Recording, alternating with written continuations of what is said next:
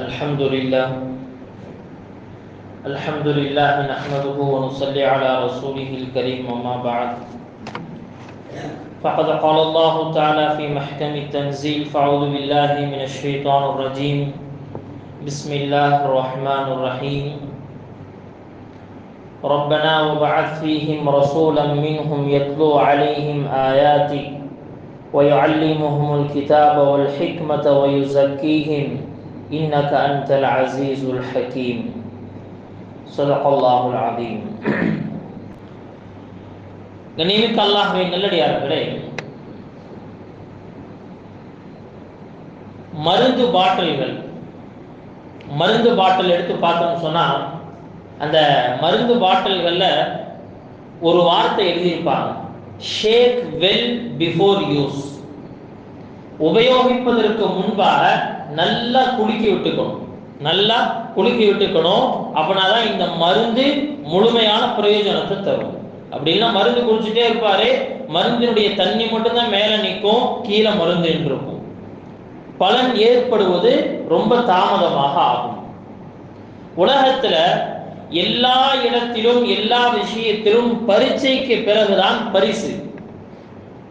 மருந்து சரியாக பலன் தர வேண்டும் என்று சொன்னால் அதை கொஞ்சம் உழுக்க வேண்டும். அதே போல மனிதர்கள் பரிசுக்கு தகுந்தவர்களாக மாற வேண்டும் என்று சொன்னால் அவர்கள் பரிசிக்கப்பட வேண்டும். இதுதான் அல்லாஹ் தஆலா இந்த உலகத்தில் வைத்திருக்கக்கூடிய பொதுவான நியதி. இதே போலத்தான் அல்லாஹ் தஆலா ஒரு அடியானுக்கு உயர்வை கொடுக்க நாடுகிறான். அல்லாஹ் ஒரு அடியானுக்கு உயர்வை கொடுக்க நாடுகிறான் என்று சொன்னால் அல்லாஹ் தஆலா முதலில் அவரை உழுக்குகிறான், அவரை சோதிக்கிறான். அந்த சோதனையில் அவர் வெற்றி கண்டு விட்டால் அவருக்கு உயர்வை அளிக்கிறான். இதுதான் நபிமார்களுடைய வாழ்க்கை முழுக்க, நபிமார்களுடைய சரித்திரங்கள் முழுக்க நமக்கு சொல்லக்கூடியது. அல்லாஹ் தஆலா இப்ராஹிம் அலைஹிஸ்ஸலாம் அவர்களுக்கு எவ்வளவு பெரிய உயர்ந்த அந்தஸ்தை கொடுத்தான். கலீலுல்லாஹ், அல்லாஹ்வுடைய கலீல் என்ற உயர்ந்த அந்தஸ்து கிடைச்சிருச்சு. கண்ணியமிக்க அல்லாஹ்வின் நல்லடியார்களே, ஆனா அல்லாஹ் தஆலா சொல்றான், இந்த அந்தஸ்தை அடைவதற்கு முன்பாக அவர்கள் சோதிக்கப்பட்டது கொஞ்ச நஞ்சம் அல்ல.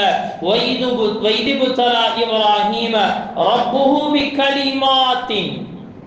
இப்ராஹீமை அவருடைய ரப்பு நிறைய விஷயங்களை வைத்து சோதித்தான். ஃபஅதம்மஹுன், எல்லா பரீட்சையிலும் சென்டம் எடுத்தார், பாஸ் ஆயிட்டார் அப்படின்னு சொல்லல அல்லாஹ். ஃபஅதம்மஹுன், அது எல்லாத்தையும் என்ன செஞ்சார், அவர் சென்டம் எடுத்தார்.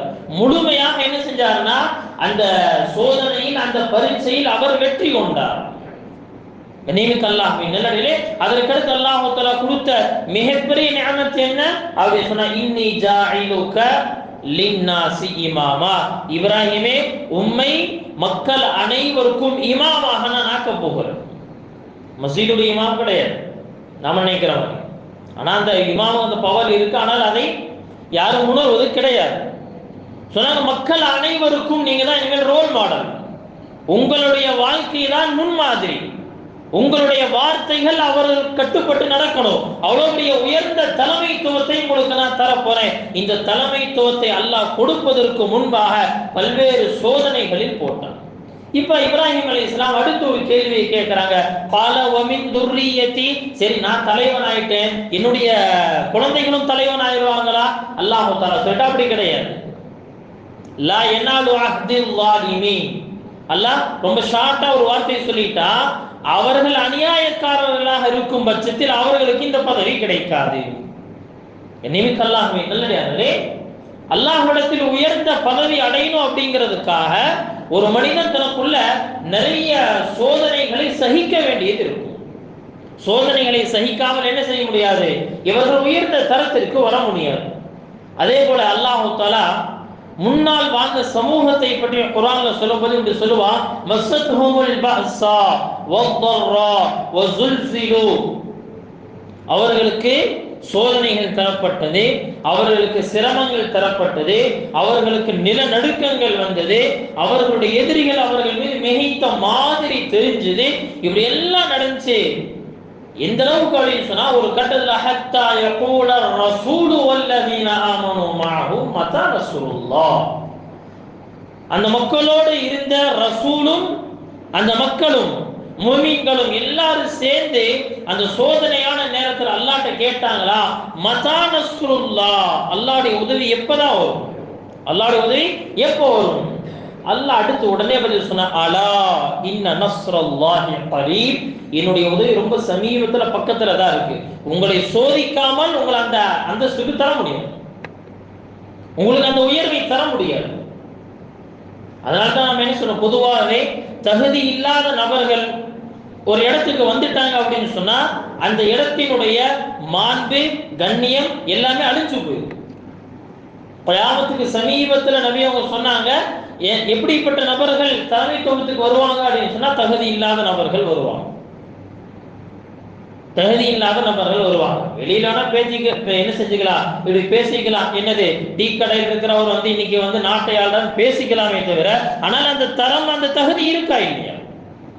கண்ணியமிக்கல்லாஹ்வின் நல்லடியார்களே, நாம் யோசித்து பார்க்க வேண்டியது, அல்லாஹு தஆலாவிடத்தில் ஒரு மனிதன் உயர்ந்த அந்தஸ்தை அடைவதற்காக அல்லாஹு தஆலா சில சோதனைகளை தருகிறான். அந்த அடிப்படையில் அல்லாஹ் சுப்ஹானஹு வ தஆலா இந்த உலகத்திற்கு இப்பொழுது நபி அவர்களை அனுப்ப போகிறான். இப்போ நபியா வர போறாங்க, நபியினுடைய வருகைக்காக உலகம் தயாராகி கொண்டிருக்கு. இந்த நேரத்துல எந்த குடும்பத்தை ஒட்டி நபி அவர்கள் வருவார்களோ அல்லாஹ் அந்த குடும்பத்தையும் சோதித்தார். ஏன், இந்த உயர்ந்த நபியை சுமப்பதற்கு உண்டான தகுதி உங்கள் இடத்துல இருக்கா இல்லையா? அந்த சோதனைகளில் அவர்கள் வெற்றி பெற வேண்டும். அந்த சோதனைகளில் அவர்கள் வெற்றி பெற்றால் அல்லாஹ் அவர்களுக்கு அதே காலத்தில் உயர்வையும் கொடுத்தார். கண்ணியமிக்கல்லாஹ்வின் நல்லடியார்களே, இந்த அடிப்படையில் நபி அவர்களுடைய வருகைக்கு முன்பாக அவருடைய குடும்பத்தை சார்ந்த முக்கியமான 3 நபர்கள் சோதனைக்குள்ளாக்கப்பட்டாங்க. முதல்ல அவருடைய தாதா அப்துல் முத்தலிப், இரண்டாவது அவருடைய தந்தை நபியினுடைய தந்தை அப்துல்லா, மூணாவது அவருடைய தாய் ஆமினா. 3 பேருக்குமே அல்லாஹ் தஆலா சோதனைகளை கொடுத்தார். கண்ணியமிக்கல்லாஹ்வின் நல்லடியார்களே, சோதனை அப்படிங்கறத பத்தி ஹதீஸ்ல சொல்லுவாங்க, ஹதீஸ்ல நபி அவங்க சொல்லுவாங்க, அல்லாஹ் எந்த கூட்டத்தாரை நேசிக்க ஆரம்பிக்கிறானோ அவர்களுக்கு சோதனையை தருவான்.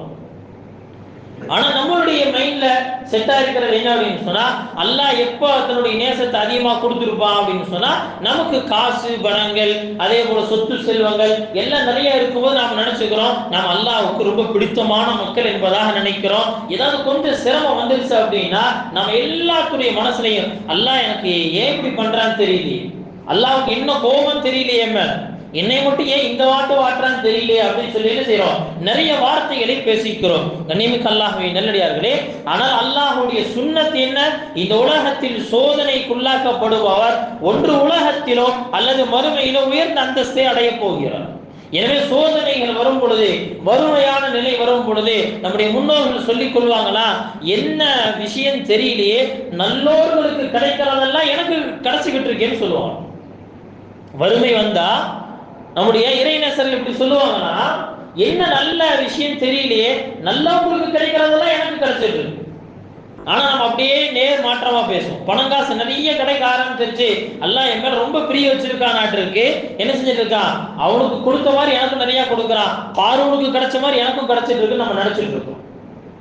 கண்ணியமிக்கல்லாஹ்வின் நல்லடியார்களே, அப்போ அல்லாஹ் தஆலா ஒரு சோதனைக்கு பிறகுதான் இந்த உலகத்துல ஒரு பெரிய மாற்றத்தை ஏற்படுத்துகிறான். நபி அவர்கள் இந்த உலகிற்கு வருவதற்கு முன்பாக நபி அவருடைய குடும்பத்தை சார்ந்த 3 நபர்கள் சோதிக்கப்பட்டார்கள். அதுல முதலாவது யார், அவருடைய தாதா அப்துல் முத்தலிப். இவருடைய வாழ்க்கையை கொஞ்சம் பார்க்கணும். அப்துல் முத்தலிப் இவர்கள் மக்காவில் பிறந்தார்கள். இவங்க பிறந்தது மக்காவில். பிறக்கும் போது ரொம்ப அழகாக இருந்தாங்க, ரொம்ப அழகான தோற்றமுடையவர்களாக இருந்தாங்க. இவங்க பிறக்கும் பொழுது இவருடைய தலையில பார்த்தீங்கன்னா கொஞ்சம் நரைமுடிகள் இருந்தது. நரைமுடிகள் இருந்தனால இவங்களுக்கு வைக்கப்பட்ட பேர் என்ன, ஷைபா. ஷைபானா என்ன, நரைமுடி உள்ளவர் அர்த்தம். ஷைபானா நரைமுடி உள்ளவர், பேரே ஷைபான்னு வச்சுட்டாங்க. இப்ப என்ன ஆகுதுன்னு சொன்னா, சில காலங்களிலேயே அதாவது பின்னால் அப்துல் முத்தலிப்னு பேர் வருது. அந்த அப்துல் முத்தலிபுடைய தகப்பனார் இறந்து போறாங்க. இறந்த பிறகு என்ன செய்யறாங்கன்னு சொன்னா, தாய் அவங்களுடைய அம்மா வீடாக இருக்கக்கூடிய மதீனாவுக்கு போயிட்டாங்க. மதீனாவுக்கு போய் அங்க காலங்கள் கழிக்கிறாங்க. நீண்ட காலத்துக்கு பிறகு அந்த நேரத்துல ஷைபா அப்படிங்கிற பேர்ல இருக்கிற கூடிய அந்த அப்துல் முத்தலிப் வளர்ந்து ஓரளவு வாலிப பருவத்தை எட்ட இருக்கிறார். இந்த நேரத்தில் மக்காவிலிருந்து ஹாரிஸ் அப்படின்னு சொல்லக்கூடிய ஒரு நபர் மதீனாவுக்கு ஏதோ ஒரு வேலையாக வர்றாரு. மதீனாவுக்குள்ள வந்து பார்த்தா வாலிபர்களுடைய ஒரு சிறு கூட்டம் அம்பை இது விளையாண்டி கொண்டிருக்கிறாங்க. அது ஒரே ஒரு பையன் ரொம்ப அழகா இருக்கான், ரொம்ப அழகா இருக்கிறான். இப்ப என்ன செய்யறாங்கன்னு சொன்னா, அவன் அம்பை எய்றான். அவன் அம்பை எய்தான் என்று சொன்னால் குறி தவறதே கிடையாது, கரெக்டா டார்கெட்டை போய் என்னது அச்சீவ் பண்ணுது. இப்ப இந்த நேரத்தில் என்ன செய்யறா, ஒவ்வொரு அம்பையும் எய்து விட்டு அந்த டார்கெட்ல போய் பற்றுச்சு அப்படின்னு சொன்னா அவன் சொல்லுவானா, நான் குறைஷி குலத்து மகன், நான் குறைஷி குலத்து மகன், என்னுடைய குறிகள் தவறாது அப்படின்னு கவிதைகளை பாடுறார். இதை பார்த்த ஹாரிஸ் அப்படிங்கிற அந்த நபருக்கு அவர் மேல ரொம்ப பிரிய ஏற்பட்டுருச்சு. இப்ப என்ன செய்யறாரு, அவரை பற்றி விசாரிக்கிறார். யார் அந்த பையன் இவ்வளவு அழகா இருக்கிறான், வெச்ச குறி தப்ப மாட்டேங்குது. இப்ப என்ன செய்யறாங்க, மக்கள் சொன்னாங்களா, அவர் மக்காவாசி தான், அவர் குறைஷி குலத்தை சார்ந்தவர். அவருடைய அத்தா வஃபாத்தான பிறகு என்ன செஞ்சுட்டாங்கன்னு சொன்னா, அவங்களுடைய நனிமா குடும்பம் இங்க இருக்கிறதுனால இங்க வந்து இருக்கிறாங்க அப்படின்னு சொன்ன பிறகு என்ன செய்யறாங்க, அவருக்கு தெரிஞ்சிருச்சு யார் அவரு அப்படிங்கிறது. நேரா மக்காவுக்கு வர்றாரு. வந்து என்ன செய்யறாருன்னா, அவருடைய சச்சா, அவருடைய சச்சா, அவரு பேர் முத்தலிப், அவரு பேர் முத்தலிப்.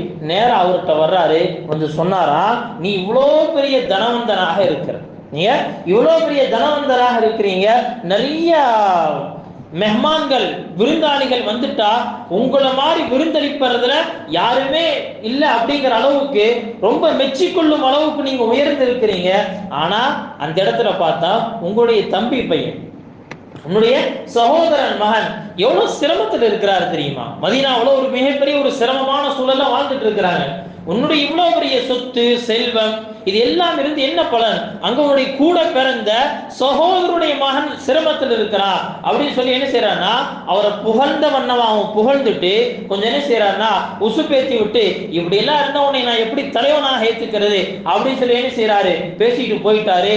உடனே முத்தலி ஒரு சத்தியம் இடுறார், என்னுடைய சகோதரன் மகனை மக்காவுக்கு திரும்ப கொண்டு வராத வரைக்கும் நான் ஓய மாட்டேன். நேரம் மதீனாவுக்கு கிளம்பிட்டார். மதீனாவுக்கு கிளம்பி அவங்களுடைய வீட்டுக்கு போறாரு. போய் என்ன செய்யறாருன்னு சொன்னா, அந்த ஷைபாவுடைய குடும்பத்தார்கள் தாய் எல்லாத்துலையும் பேசுறாரு. நான் இந்த மாதிரி என்னுடைய சகோதரன் மகனை என்ன செய்யறேன்னா மக்காவுக்கு கூட்டிட்டு போயிடுறேன். அவங்க அம்மா அதுக்கு ஒத்துக்கலை. இல்லை இல்லை, எனக்கு இருக்கிறது ஒரே பிள்ளை, என்னோட இருக்கணும் தான் நான் ஆசைப்படுறேன், தாயுடைய இயற்கை. ஆனா அந்த தாயுடைய குடும்பத்தை சொன்னாங்களா, ஏமா பையன் பெரியவன் ஆயிட்டான், இன்னும் நீ மதீனாவுக்குள்ள இந்த மாதிரி என்ன செய்ய பிடிச்சி வச்சுக்கிட்டே சுத்திட்டு இருந்தீங்க, இதெல்லாம் செட் ஆகாது. என்ன செய்யும், உன்னை விட்டு கொஞ்சம் தூரம் அனுப்பு. நீ யார் இடத்துல அனுப்புறியோ அவருடைய தந்தையின் குடும்பம் மக்காவுல ஆக உயர்ந்த குடும்பம், ஆக உயர்ந்த குடும்பம், ரொம்ப கண்ணியமா வாழ்வாரு. அது மட்டும் இல்ல, நிறைய விஷயங்களை அவர் கத்துக்குவாரு. இவன் தலைவனாக மாறக்கூடிய அளவுக்கு வாய்ப்பு இருக்குன்னு சொல்லி பேசி அம்மாவை எப்படியே சம்மதிக்க வச்சு அனுப்பிட்டாங்க. அப்படி உள்ள வரும் பொழுது, ஒட்டகத்துல வரும் பொழுது முத்தலிப் என்ன செய்யறாருன்னா, அவரை அதாவது ஷைபா அப்படிங்கிற தன்னுடைய சகோதரன் மகனை பின்னாடி உட்கார வச்சு கூட்டிட்டு வர்றாரு. மக்காவுக்கு உள்ள நுழையும் பொழுது ஒருத்தர் பார்க்கிறாரு, முத்தலிபுக்கு பின்னாடி ஒரு சின்ன பையன் உட்கார்ந்துருக்கான். எங்கேயோ வெளியூர் போனவர் அடிமையை விலைக்கு வாங்கிட்டு வந்திருக்காராட்டிருக்கு. அப்துல் முத்தலிப், ஓ முத்தலிபுடைய அடிமையே அப்படின்னு கூப்பிட்டுட்டாரு. அவ்வளவுதான், முத்தலிபுடைய அடிமையே கூப்பிட்டாரு. இந்த வார்த்தை ஷைபாங்கிற அசல் பேர் போய் என்ன சொன்னா அப்துல் முத்தலிப்ங்கிறதா ரொம்ப பிரபல்யம் ஆயிருச்சு. இவர் தான் நபி ஸல்லல்லாஹு அலைஹி வஸல்லம் அவர்களுடைய தாதா. அவங்களுடைய தாதா இவங்க தான் என்ன செய்யறாங்கன்னு சொன்னா அங்க வளர்றாங்க. அந்த வாழ்க்கையில மக்காவுடைய வாழ்க்கையில உண்மையிலே ஒரு தலை சிறந்த நபராக இவங்க உருவாகிறாங்க.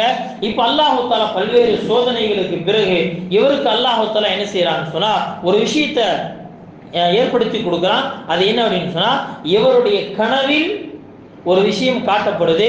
மக்காவுல பெரிய தண்ணீர் பஞ்சம், பெரிய தண்ணீர் பஞ்சம். இந்த நேரத்துல அவங்களுடைய கனவுல வந்து சொல்லப்படுது, சுத்தமான தண்ணியை வெளியே கொண்டு வா.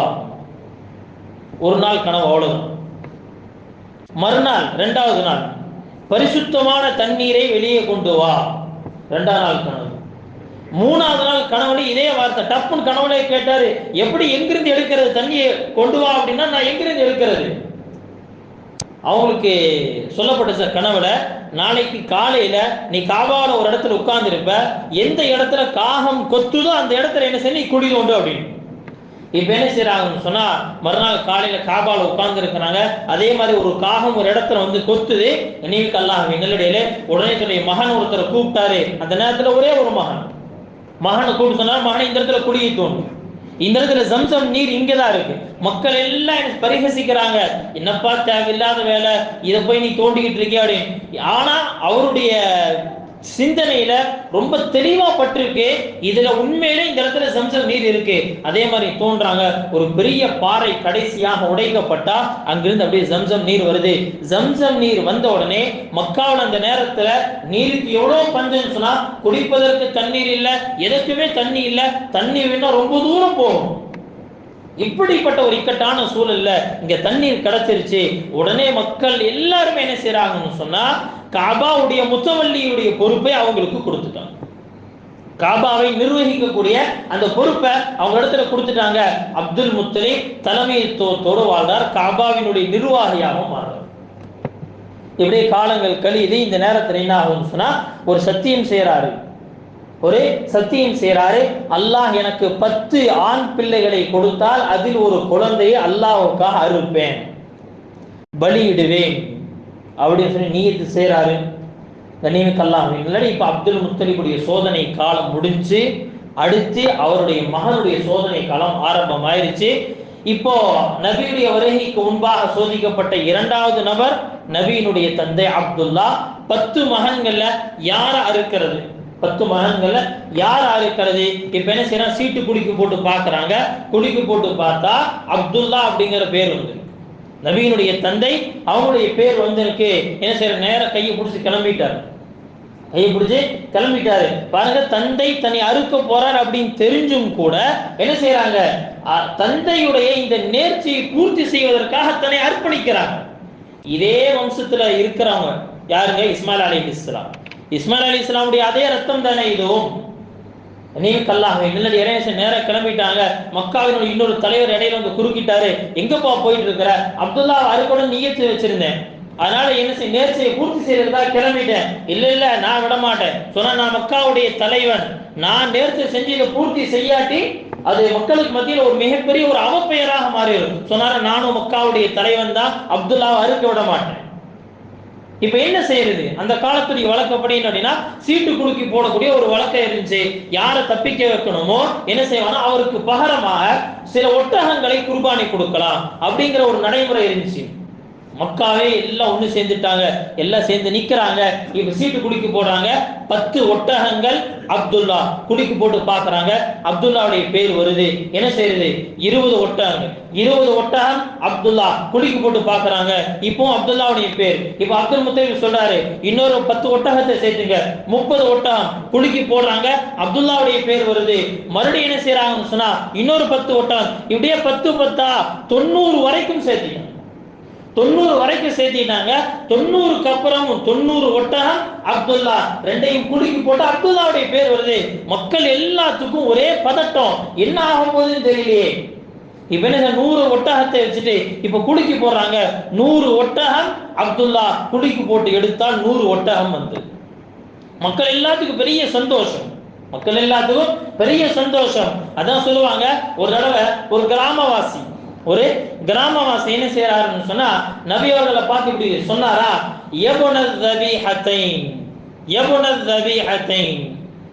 இரண்டு தடவை, அதாவது அல்லாஹ்வுக்காக அறுக்கப்பட்ட 2 நபருடைய மகனை சொல்லி கூப்பிட்டார். நபி ஸல்லல்லாஹு அலைஹி வஸல்லம் சிரிச்சாங்க. சஹாபாக்களுக்கு ஒன்றும் புரியல. சொன்னாங்களா, என்னுடைய வம்சத்துல இஸ்மாயில் அலைஹிஸ்ஸலாம் முதல்ல இவர் அல்லாஹ்வுக்காக அறுக்கப்பட்டார், அதாவது அறுப்பதற்காக நியத்து வைக்கப்பட்டார். இரண்டாவது என்னுடைய தந்தை அப்துல்லா இவரும் அல்லாஹ்வுக்காக அறுக்கப்படணும் அப்படிங்கிற நேர்ச்சை செய்யப்பட்டு நியத்து செய்யப்பட்டார். எனவே அவர் அல்லாஹ்வுக்காக அறுக்கப்பட்டவர். அதனால தான் எப்படி லா இலாஹ இல்லல்லாஹ் முஹம்மதுர் ரசூலுல்லாஹ், அதே போல லா இலாஹ இல்லல்லாஹ் இப்ராஹிம் கலீலுல்லாஹ் அப்படிங்கிறது போல லா இலாஹ இல்லல்லாஹ்வோட இஸ்மாயில் தபீஹுல்லாஹ். இஸ்மாயில் அலைஹிஸ்ஸலாம் பத்தி பேசும்போது என்ன செய்வாங்கன்னு சொன்னா, தபீஹுல்லாஹ் இவர் அல்லாஹ்வுக்காகவே அறுப்பதற்காக நியத்து செய்யப்பட்டவர், அறுக்கப்பட்டவர் அப்படிங்கிறது அர்த்தம். ஆனா அறுக்கப்படல, அறுப்பதற்காக தன்னை முழுசு அர்ப்பணிச்சாரே, அந்த வார்த்தை என்ன செய்யப்படுதுன்னு சொன்னா இதற்காக பயன்படுத்தப்படுது. இப்ப என்ன செய்யறாங்கன்னு சொன்னா, இப்போ ஹஜரத் அப்துல்லா அவங்க என்ன செஞ்சிட்டாங்க, தப்பிச்சுட்டாங்க. அதற்கடுத்து அப்துல்லா அவர்களுடைய திருமணத்துடைய நேரம் வருது. திருமணத்துடைய நேரத்தில் என்ன செய்யறாங்கன்னு சொன்னா, மதீனாவுக்கு வர்றாங்க. மதீனாவுக்கு வரும் பொழுது அந்த மதீனாவுடைய கடை வீதியில ஃபாத்திமா அப்படிங்கிற ஒரு யூத பெண்மணி வந்து என்ன செய்யறாங்கன்னா, அவங்கள பாக்குறாங்க. பார்த்த உடனே என்ன செய்யறாங்கன்னா சொன்னாங்களா, அப்துல்லா என்னை நீ கல்யாணம் பண்ணிக்கிறியா அப்படின்னு கேட்டாங்க. சில ரிவாயங்கள் இப்படி வருது, அப்துல்லா என்னோட ஒரே ஒரு இரவு நீ கழிச்சுட்டு போ அப்படின்னு சொன்னாரா. நான் அப்படிப்பட்ட ஆள் கிடையாது. எனக்கு அதாவது நான் காலம் காலமாக வசைபாடப்படுவதற்கும் நான் நிந்திக்கப்படுவதற்கும் உண்டான ஒரு காரியத்தை நான் செய்யவே மாட்டேன், அங்கிருந்து போயிட்டாங்க. அதற்கடுத்து மதீனாவுக்கு போன இடத்துல ஹஜரத் ஆமினா ரலியல்லாஹு ஆமினா அவங்களோட என்ன ஆகுதுன்னா நிக்கா நடக்குது. நிக்கா முடிஞ்ச மறுநாள் என்ன செய்யறாங்கன்னு சொன்னா, அதே கடை வீதியில ஃபாத்திமா அப்படிங்கிற பெண்மணியை பார்க்கறாங்க. பார்த்து கேட்டாங்களா, ஏன் என்னை நீ நிக்கா செய்யணும்னு சொல்ல மாட்டேங்கிறே அப்படின்னு, நிக்காவுக்காக கேட்க மாட்டேங்கிறே. அந்த பெண்மணி அப்படியே மேல பார்த்தாங்களா, பார்த்துட்டு சொன்னாங்களா, உன்னுடைய தேவை எனக்கு இல்லை முடிஞ்சு அப்படின்னு சொன்னாங்க. உன்னுடைய தேவை எனக்கு இல்ல முடிஞ்சிருச்சுன்னு சொன்னாங்களா. எனக்கு ஒண்ணும் புரியல. சொன்னாங்களா, நாங்க யூத பெண்மணிகள் கடைசி நபி யாருடைய முதுகந்தண்டில் இருக்கிறாரோ அவருடைய நெற்றியில் ஒரு ஒளியை பார்த்து கொண்டேதான் இருக்கிறோம். அந்த ஒளி எனக்கு கிடைக்கணும் அப்படின்னு நான் நினைச்சேன். அதை ஆமீனா வாங்கிட்டு போயிட்டா, இனி உன்னுடைய அவசியம் எனக்கு தேவையில்லை, நான் நடத்தை கெட்ட பெண்மணி அல்ல அப்படின்னு சொல்லிட்டு போயிட்டான். நபி ஸல்லல்லாஹு அலைஹி வஸல்லம் எந்த ஆணுடைய முதுகந்தண்டுல வர்றாங்களோ அவருடைய நெற்றியில் ஒரு பிரகாசம் இருக்குமா, ஒரு நெற்றியில ஒரு பிரகாசம் இருக்குமா. இப்ப என்ன ஆகுதுன்னு சொன்னா, நிக்காவுக்கு பிறகு இப்போ மக்காவுக்கு வந்துட்டாங்க. இப்போ அப்துல்லாவுடைய சோதனை முடிஞ்சு ஆமினா அம்மையாருடைய சோதனை ஆரம்பமாகுது. அப்துல்லா அவங்க நிக்கா ஆன கொஞ்ச நாள்ல என்ன செய்யறாங்கன்னு சொன்னா, இங்கிருந்து ஷாம் நாட்டுக்கு வியாபார நிமித்தமாக போகணும் அப்படிங்கிறதுக்காக கிளம்புறாங்க. புதுசா கல்யாணமான அந்த நேரங்கிறதுனால ஆமினா அம்மையாருக்கு ரொம்ப வருத்தமா இருந்துச்சு, அப்துல்லாவுக்கு ரொம்ப வருத்தமாகத்தான் இருக்கு. ஆனாலும் கட்டாயமாக போகணும், கிளம்பிட்டாங்க. சொன்னாங்களா, நான் உனக்கு வாக்குறுதி கொடுக்கிறேன், நீ என்ன செய்யணும்னு சொன்னா, நான் கட்டாயம் திரும்பி வருவேன். திரும்பி வந்துட்டா கூட்டம் உள்ள நுழைஞ்ச உடனே மக்காவுல ஒரு மணி ஓசை எழுப்பப்படும். அந்த மணி ஓசையுடைய சத்தம் கேட்டா வீட்டு வாசலுக்கு முன்னாடி வந்து நின்று என்னை அன்போடு நீ வரவேற்கணும், நான் உன்னை அன்போடு பார்க்கணும் அப்படின்னு சொல்லிட்டு கிளம்பிட்டாங்க. ஆனால் போன கூட்டம் திரும்பி வரும் பொழுது மதீனாவிலே அப்துல்லா அவர்கள் நோய்வாய்ப்பட்டாங்க. கடுமையான காய்ச்சல். என்ன நடக்குது, அங்கேயே விட்டுட்டாங்க. விட்டுட்டு இந்த கூட்டம் மக்காவுக்குள்ள நுழையுது. மக்காவுக்குள்ள நுழைஞ்ச உடனே அந்த மணியுடைய சத்தத்தை கேட்ட உடனே ஆமினா அம்மையார் என்ன செய்யறாங்க, வேகமா ஓடி போய் நிக்கிறாங்க. எல்லா கூட்டத்தாரும் யாரெல்லாம் வந்தாங்களோ எல்லா வீட்டுக்கு போயிட்டாங்க. தன்னுடைய கணவர் அப்துல்லாவை மட்டும் காணல. என்ன செய்யறாங்க, ரொம்ப பெரிய வருத்தம் ஆயிருச்சு. விசாரிக்கிறாங்க, இந்த மாதிரி மதீனாவில் அவர் நோய்வாய்ப்பட்டு கிடக்கிறார் அப்படின்னு. உடனே என்ன செய்யறாங்கன்னா, சில நெருங்கிய உறவினர்களை மதீனாவுக்கு அனுப்பி போய் அவருக்கு என்ன ஆச்சுன்னு பார்த்துட்டு வாங்க அனுப்புறாங்க. ஆனால் கூட்டம் போய் சேருவதற்கு முன்பாகவே அப்துல்லா அவர்களுடைய மரணம் சம்பவிச்சிருச்சு. 18 வயது அந்த நேரத்துல நபி ஸல்லல்லாஹு அலைஹி வஸல்லம் அவருடைய தந்தை மரணிக்க நேரம் 18 வயசு. ஆமீனா அவங்களுக்கு அதை விட குறைந்த வயது. இப்ப குறைந்த வயதிலேயே அவங்க என்ன செஞ்சாங்கன்னா விதவையாக ஆயிட்டாங்க. சில காலங்களுக்கு பிறகு என்ன உணர்றாங்க, வயிற்றுல ஒரு குழந்தையை உணர்கிறார்கள். ஆமினா அம்மையார் சொல்றாங்க, நான் முகம்மது என்னுடைய குழந்தையை நான் வயிற்றுல சுமந்த நேரத்துல பல்வேறு விதமான ஆச்சரியங்களை நான் பார்த்தேன். ஒன்று ரெண்டு இல்ல, நிறைய ஆச்சரியங்கள் சொன்னாங்க. முதல்ல நான் வயிற்றில் சுமப்பதாகவே எனக்கு எந்த உணர்வுமே இருக்காது. பொதுவாக அவங்க சொல்லுவாங்க, நான் என் கண்ணால பார்த்திருக்கேன், கர்ப்பிணி பெண்கள் எவ்வளவு சிரமப்படுறாங்களோ அந்த எந்த சிரமத்தையும் நான் உணரவில்லை. இரண்டாவது விஷயம், நான் எப்பெல்லாம் மரங்கள் இருக்கக்கூடிய பகுதிக்கு போவேனோ அப்பெல்லாம் ஒரு தென்றல் காற்று ஒண்ணு வீசும். காற்று வீசின உடனே நான் பார்ப்பேன், மரங்கள் எல்லாம் எனக்கு சஜிதா செய்ததை நான் பார்த்திருக்கிறேன். மரங்கள் எல்லாம் சஜிதா செய்ததை நான் பார்த்திருக்கிறேன். அது மட்டும் இல்ல, இது எல்லாத்துக்கும் மேல இன்னொரு பெரிய விஷயம் அப்படின்னு சொன்னா, நான் ஜம்சம் நீர் எடுப்பதற்காக வீட்டுக்கு தண்ணி வேணுங்கிறதுக்காக நான் எடுப்பதற்காக போவேன். நான் ஜம்சம் கிணற்றுக்கு பக்கத்துல போனா ஜம்சம் கிணற்றுல அடியில் இருக்கக்கூடிய தண்ணீர் மேல வந்து நிற்கும். நான் எடுத்துட்டு கிளம்பலான்னு பார்த்தா மக்காவுடைய பெண்கள் எல்லாம் என்னை பிடிச்சுக்குவாங்க. சொல்லுவாங்க, ஆமினா நீ இந்த இடத்த விட்டு நகரக்கூடாது, நீ நின்னா இந்த இடத்துல தண்ணி மேல வந்து நிக்குது, அதனால நாங்க தண்ணி எடுத்துட்டு போற வரைக்கும் நீ என்ன செய்யணும், இங்கதான் நிக்கணும். பல்வேறு விதமான அதிசயங்களை சொல்றாங்க. அதே மாதிரி சொல்றாங்க, நான் வெயில்ல வேலை செய்யக்கூடிய நேரத்துல எனக்கு மேல் மேகங்கள் நிழலிட்டதை நான் பார்ப்பேன்.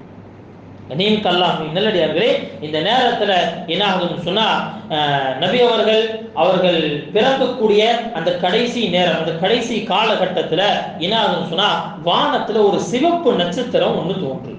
சிவப்பு நட்சத்திரம் தோன்றுது. யூதர்கள் இந்த சிவப்பு நட்சத்திரத்தை எதிர்பார்த்தவர்களாகத்தான் இருக்கிறாங்க. சிவப்பு நட்சத்திரத்தை எதிர்பார்த்துட்டு இருக்கிறாங்க. ஏன்னு சொன்னா, கடைசி நபி பிறக்கக்கூடிய அந்த நாடில் கடைசி நபி பிறக்க போறார் அப்படின்னு சொன்னா, அந்த காலகட்டத்துல தௌராத்துடைய வேதத்துல எழுதப்பட்டிருக்கான், ஒரு சிவப்பு நட்சத்திரம் அந்த அடிவானத்துல தோன்றும் அப்படிங்கறதா எழுதப்பட்டிருக்கு. இந்த சிவப்பு நட்சத்திரத்தை பார்த்த உடனே என்ன ஆகும்னு சொன்னா, யூதர்கள் அப்படியே துடிக்க ஆரம்பிச்சிருவா. யூதர்கள் யாருடைய வீட்டுல இப்ப குழந்தை பிறக்க போது போய் என்ன செய்யறாங்க, வீட்டை அலசி ஆராயிறாங்க. எல்லா வீட்டையும், ஒரு வீட்டையும் இப்ப குழந்தை பிறக்கிற மாதிரி இல்லை. இப்ப என்ன செய்யறாங்க, மதீனா அந்த நேரத்துல யூதர்கள் மதீனா ஒட்டி இருக்கிறாங்க. மதீனாவுக்கு அவுட்டர்ல எல்லா இடத்துக்கு அனுப்புறாங்க. அதுல ஒரு நபர் என்ன செய்யறாருன்னு சொன்னா, மக்காவுக்கு வர்றாரு. மக்காவுக்கு வந்து அந்த இடத்துல அப்படியே மெதுவா என்ன செய்யறாருன்னா, அப்படியே உளவாளி வேலை பார்த்து விசாரிக்கிறாரு. விசாரிச்ச கடைசியாக தெரிந்தது, குறைஷி குலத்தை சார்ந்த அந்த குறைஷி குலத்தில் இருக்கக்கூடிய ஒரு பெண்ணுக்கு இப்ப என்ன ஆக போனா, குழந்தை பிறக்க போகுது அப்படின்னு சொன்ன உடனே அப்படியே சத்தம் போட்டு சொன்னாரா, மக்களே, யூத கூட்டமே, நன்றாக கேட்டுக்கொள்ளுங்க. பனு இஸ்ஹா நபிமார், இஸ்மாயில் அலைஹிஸ்ஸலாம், அதே போல இஸ்ஹாக் அலைஹிஸ்ஸலாம், நபிமார்கள் இஸ்ஹாக் அலைஹிஸ்ஸலாமுடைய கூட்டத்திலேயே தான் வந்தாங்க. அவங்களுடைய வம்சத்திலேயே தான் தொடர்ந்து வர்றாங்க. சொன்னாங்களா, பனு இஸ்ஹாக்கிலிருந்து இந்த நபித்துவம் பனு இஸ்மாயிலுக்கு மாறிடுச்சு, நம்மிடத்திலிருந்து நபித்துவம் பிடுங்கப்பட்டு விட்டது அப்படின்னு சொல்லி அறிவிப்பு செய்தாராம். அதே போல கொஞ்ச நாளுக்கு அப்புறம் என்ன ஆகுது, ஹஜ்ரத் ஆமினா நபி ஸல்லல்லாஹு அலைஹி வஸல்லம் அவர்களை பெற்றெடுக்கிறார். கண்ணியமிக்க அல்லாஹ்வின் நல்லடியார்களே, நபி அவர்கள் எந்த வீட்டுல பிறக்கிறாங்களோ அந்த வீடு மாளிகைகள் அல்ல. நாம என்ன நினைக்கிறோம் அப்படின்னு சொன்னா, அல்லாஹ் நம்மளை விரும்புறான் அப்படிங்கிறதுக்கு அடையாளமே சொத்து செல்வங்கள் அப்படின்னு நினைக்கிறோம். கண்ணியமிக்க அல்லாஹ்வின் நல்லடியே, இந்த உலகத்திலேயே ஆக உயர்ந்த மனிதர் பிறக்கக்கூடிய வீட்டுல ஹஜ்ரத் ஆமினா சொல்றாங்க, இன்றைய தினம் நான் என்னுடைய மகன் முஹம்மதை பெற்றெடுத்தேனோ அன்றைய தினம் என்னுடைய வீட்டுடைய சூழல் என்ன தெரியுமா, என்னுடைய வீட்டுல விளக்கை எரிப்பதற்குண்டான எண்ணெய் கூட இல்லை. ஆனால் அந்த இரவு நான் பல்வேறு அதிசயங்களை பார்த்தேன் சொன்னாங்க. முதல்ல என்னுடைய மகன் பிறந்த உடனே என்ன செஞ்சாங்க சொன்னா, அப்படியே சஜ்தால விழுகிறார். நபி ஸல்லல்லாஹு அலைஹி வஸல்லம் அந்த வயிற்றிலிருந்து வெளியே வர்றாங்க. உடல்ல எந்த விதமான இரத்தத்துடைய அசுத்தமும் இல்லை. அந்த தொப்புள் கொடி அதுவாக துண்டிக்கப்பட்டு இருந்துச்சு. இப்ப வெளியே வந்து என்ன செய்யறாங்கன்னா, தாய்க்கு பக்கத்துல எடுத்து அந்த அம்மா என்ன செய்யறாங்க, பிரசவம் பார்த்த அந்த பெண்மணிகள் தாய்க்கு பக்கத்துல போடுறாங்க. பக்கத்துல போட்ட உடனே நபி ஸல்லல்லாஹு அலைஹி வஸல்லம் அப்படியே என்ன செய்யறாங்கன்னா, பெல்ட் அடிக்கிறாங்க. கவுண்ட் அப்படியே சஜ்தால விழுகிறாங்க. சஜ்தால விழுந்து என்ன செய்யறாங்க, அப்படியே சஜ்தாவில எந்திரிச்சவங்க தன்னுடைய இடது கையால முட்டு கொடுத்து வலது கையை வானுக்கு உயர்த்தி என்ன செய்யறாங்கன்னா, ஒரே ஒரு விரல் ஏகத்துவத்தினுடைய தௌஹீதை பறைசாட்டக்கூடிய அந்த அடையாளத்தை காமிச்சிட்டு அதுக்கப்புறம் ஒரு குழந்தையுடைய அதே நிலைக்கு மாறிட்டாங்க.